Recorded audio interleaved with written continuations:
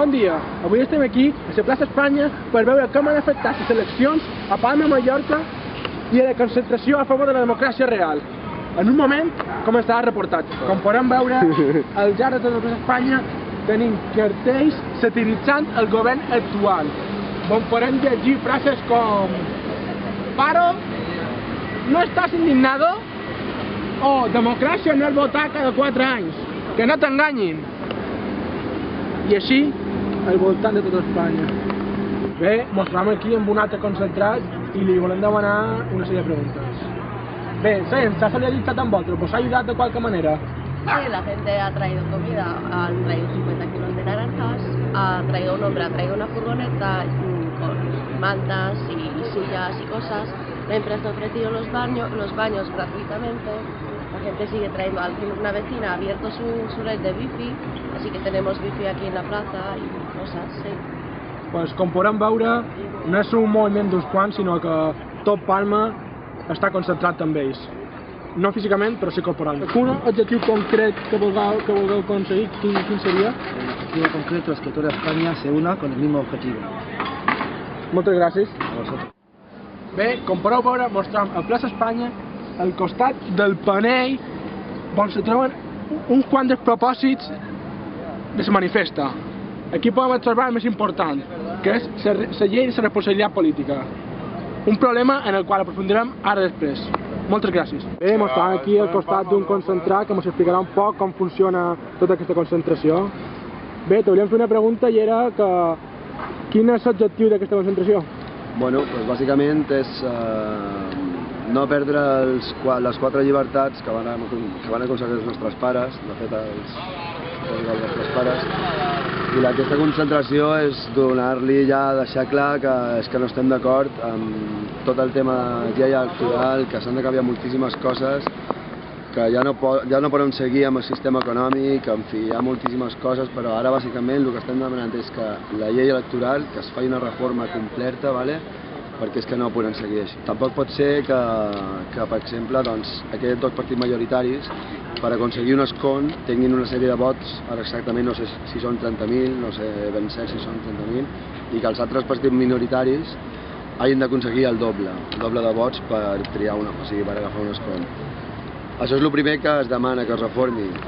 Més que res perquè nosaltres, o sigui, el ciutadà de peu, ja no té vot. Per exemple, el rescat financer que van fer els bancs, que van ser 270.000 milions d'euros, que això ho van decidir només els 4 bancs importants i els polítics, que actualment jo no sé si ho sabeu, però els polítics són unes titelles davant de corporacions i bancs. No pot ser que aquesta gent decideixi sobre diners que tenim nosaltres, o que no tenim. De fet, cada ciutadà, per aquest rescat financer, ha hagut de pagar 5.000 euros. Estem parlant de que cada ciutadà de vosaltres, o sigui, de vosaltres i de nosaltres, ha pagat 5.000 euros per a fer aquest rescat financer. Com ha afectat aquesta concentració aquí a Palma, concretament? Afectat en quin sentit?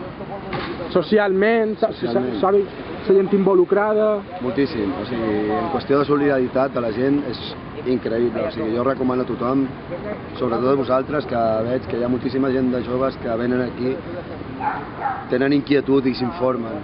O sigui, això realment és una estructura, diguem que és un petit país a la plaça Espanya, està tot molt ben organitzat. Està tallat en diferents seccions, tot això? Sí. De fet, tenim informació, que és aquesta part d'aquí, on informem de tota la història que està passant aquí, fem una recollida de firmes, agafem propostes de la gent i diguem que repartim una miqueta els treballs de més. Aquella part d'allà és cuina i neteja i de més, s'encarrega de tot el que és donar de menjar a tothom. Això no és que mengin només el personal que està aquí, sinó aquí el que fem és donar de menjar a tota la persona que ve. Aquella part d'allà és la part de coordinació, comunicació i de més.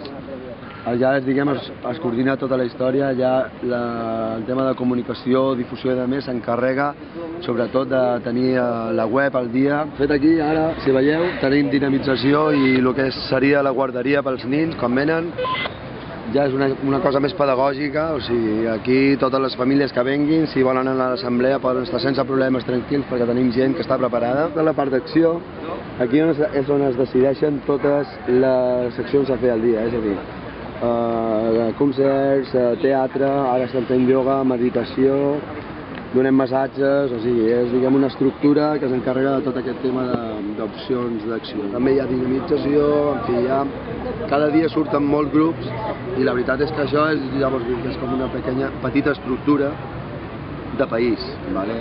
Llavors estem molt ben organitzats i jo vos recomano a tots els que esteu veient això que veniu aquí, que vos informeu, perquè jo crec que no teniu massa clar el que hi ha i és una cosa que vos influeix sobretot a vosaltres. Aquí finalitza el nostre reportatge i ens despedim de Plaça Espanya. Bé, millor dit, Plaça Islàndia.